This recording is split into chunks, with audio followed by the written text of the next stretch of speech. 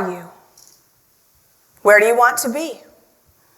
Is what you're doing getting you closer or further from that goal? I found myself on the set of a television show, filming with fame in my right hand and these questions in my left.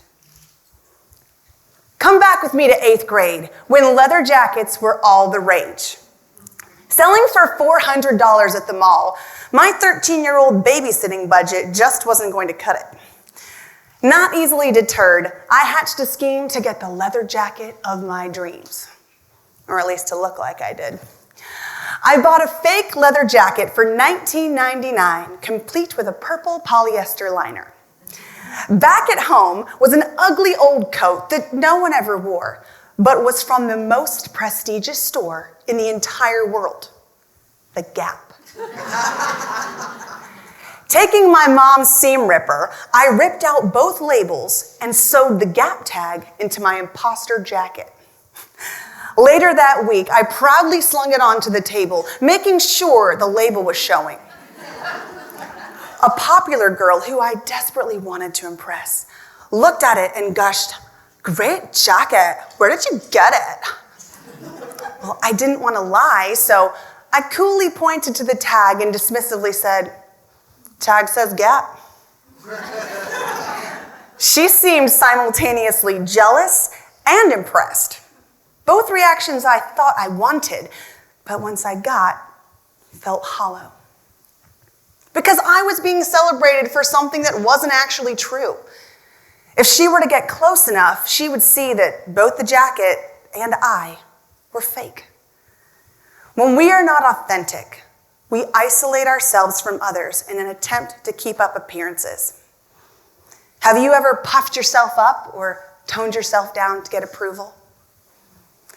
Let me offer 3 questions to help you live authentically and have the courage to be yourself. Who are you? Where do you want to be? Is what you're doing getting you closer or further from that goal? Here were the tests. In high school, I went to play mini golf with a bunch of teenagers. At the end of the course, one guy said, "Don't hit your ball in the 18th hole. Just take it. We'll go play the other course for free." I wrestled with it, but determined it was more important to do what I knew was right than to pretend to be okay with something I knew was wrong. With a pounding heart, I said, "I don't feel right about that. I'm either going to go pay for my next round or I'm going to go do something else."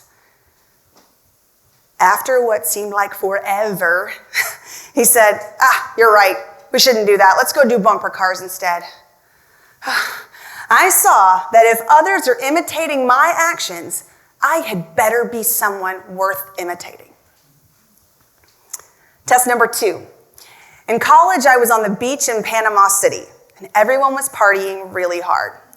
This guy kept pushing me to do things I wasn't comfortable with and drunkenly slurred, "Come on, it's Panama City!" I replied, "I may be in Panama City, but I'm Irene Rose wherever I go." Being authentic about who I was and who I wasn't was never easy, but it yielded the results I wanted. As a musician, I know that someone does not wake up one day and play Carnegie Hall. Rather, it is a lifetime of decisions that gives them that opportunity. These choices I made in my youth set me up to face huge temptations in adulthood.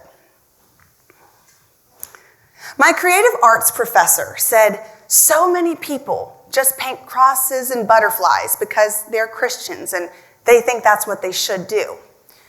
When you put an agenda on your art, you kill the art. As a Christian, I had felt the need to constantly be preaching through my music, but this opened a whole new world of possibilities to me.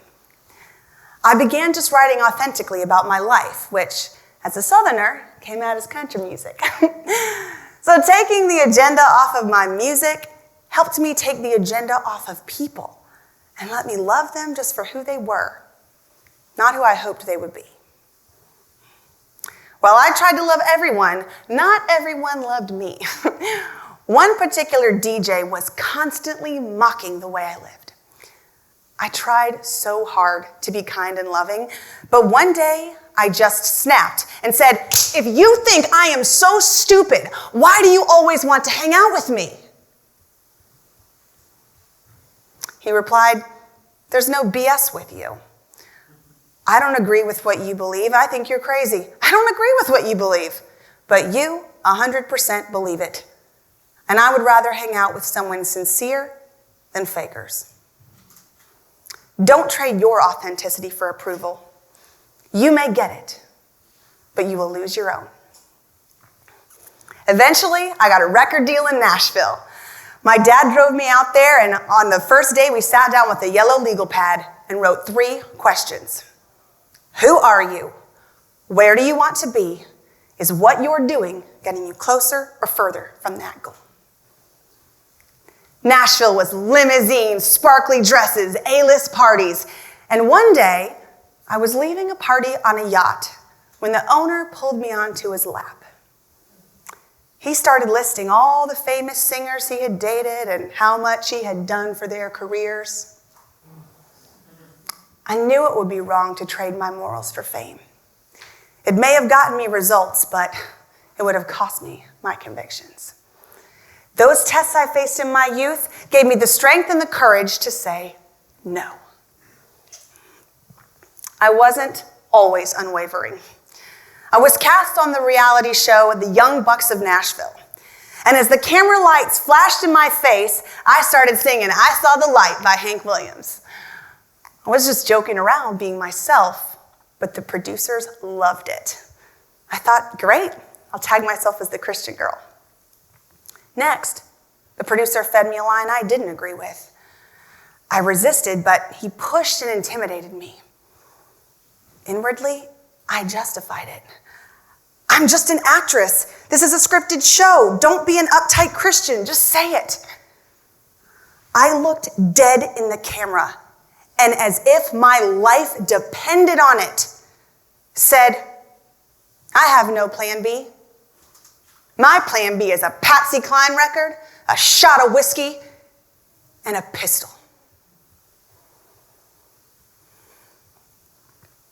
Having been a children's minister for years, my heart sank as I thought of all the parents and children that looked to me as a role model.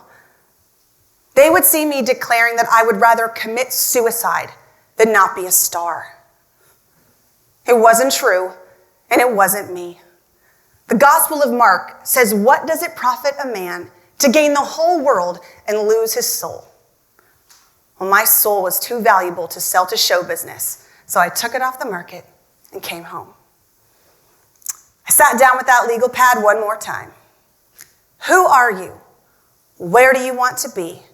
Is what you're doing getting you closer or further from that goal? When I was really honest with myself, the answer was teaching little children about Jesus through music. Being authentic to my true self resulted in an award-winning company, 7 albums, a YouTube series, and a touring show. A television show is in production, and it is amazing to see my dreams come true on a platform that I am proud of. So next time you're tempted to compromise, ask yourself, who am I? Where do I want to be? Will this get me closer or further from that goal? Be authentic and have the courage to be yourself.